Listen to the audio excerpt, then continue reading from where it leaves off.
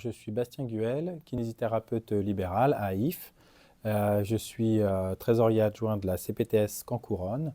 J'exerce depuis 2009, donc ça fait une quinzaine d'années. Et j'ai 40 ans à la fin de l'année.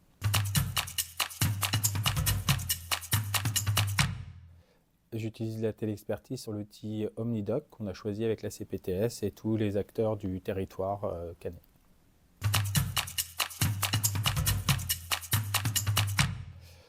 J'utilise la téléexpertise depuis une bonne année, je pense, depuis que j'ai découvert les outils pour m'en servir, que j'étais un peu sensibilisé à cet outil qui devient un outil du quotidien maintenant.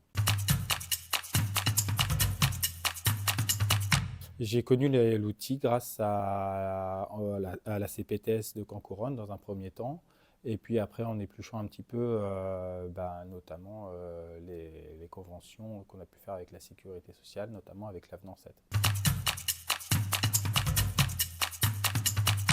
7. J'utilise la expertise dans des situations où j'ai des problématiques avec mes patients qui se posent et qui m'interrogent particulièrement.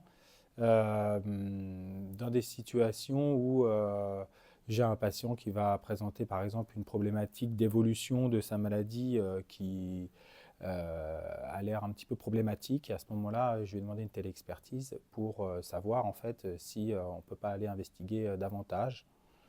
On peut investiguer davantage en termes d'examens complémentaires, on peut investiguer davantage aussi en termes d'outils, de moyens qu'on va pouvoir mettre à disposition pour le patient.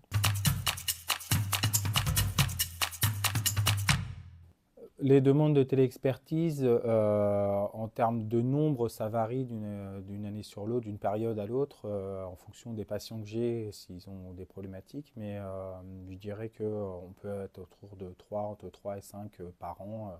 Ça paraît être voilà, ma fréquence de téléexpertise.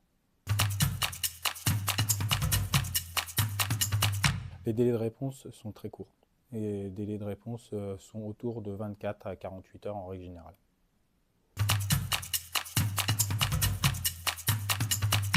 Je suis très satisfait de la qualité des réponses. En règle générale, c'est vraiment des réponses qui vont être très bienveillantes et qui vont vraiment aboutir sur une prise en charge du problème assez rapide et assez efficace.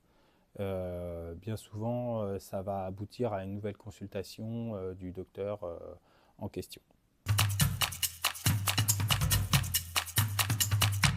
Un exemple de téléexpertise concernait une patiente qui avait une épaule douloureuse. Et donc, cette épaule était vraiment très douloureuse, très aiguë. Moi, avec mes soins de kinésithérapie, j'avais des difficultés à la soigner. Et donc, je pensais vraiment qu'il fallait aller un petit peu à l'étape supérieure avec éventuellement des infiltrations ou quelque chose de ce type. Donc, j'ai fait une téléexpertise auprès d'un rhumatologue pour pouvoir savoir si une infiltration n'était pas intéressante pour cette patiente-là. Et ça a en fait finalement accéléré le processus et à ce moment-là, elle a pu voir un rhumatologue assez rapidement et puis avoir des soins finalement de meilleure qualité.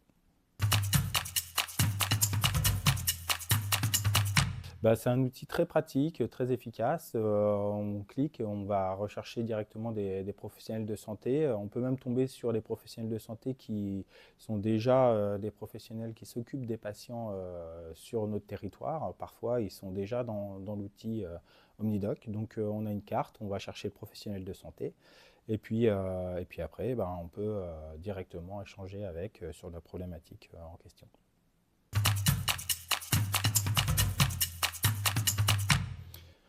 Les points positifs de la téléexpertise, déjà c'est l'efficacité de réponse qu'on peut avoir avec un professionnel de santé sans avoir à forcément le déranger au téléphone par exemple. C'est des choses qui peuvent arriver, on a envie d'appeler directement le médecin.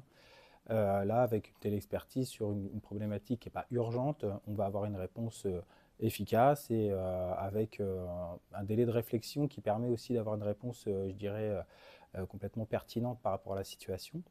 Moi, ça me permet vraiment d'être plus efficace et pour les patients, en fait, d'avoir une meilleure prise en charge dans leur parcours de soins propre.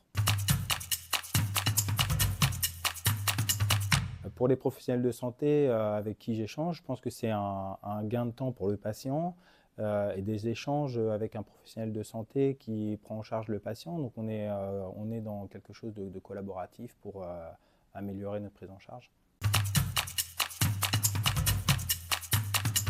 Un des points de vigilance que je vois, ce serait d'aller chercher beaucoup trop d'informations auprès du professionnel requis. Il s'agit d'une problématique, d'une situation qu'on expose, et donc ne pas chercher à aller développer trop de situations ou de problématiques pour la patiente. Il faut être assez, je dirais, rigoureux sur notre demande et aller droit au but. En fait, on est rémunéré pour cela. Donc, en tant que requis, les experts sont rémunérés, bien évidemment, mais aussi les requérants comme moi. Quand je fais une demande de téléexpertise pour un patient, je vais être rémunéré. J'ai qu'à coter ça sur mon logiciel de télétransmission et ça, il y a une cotation dédiée à la téléexpertise.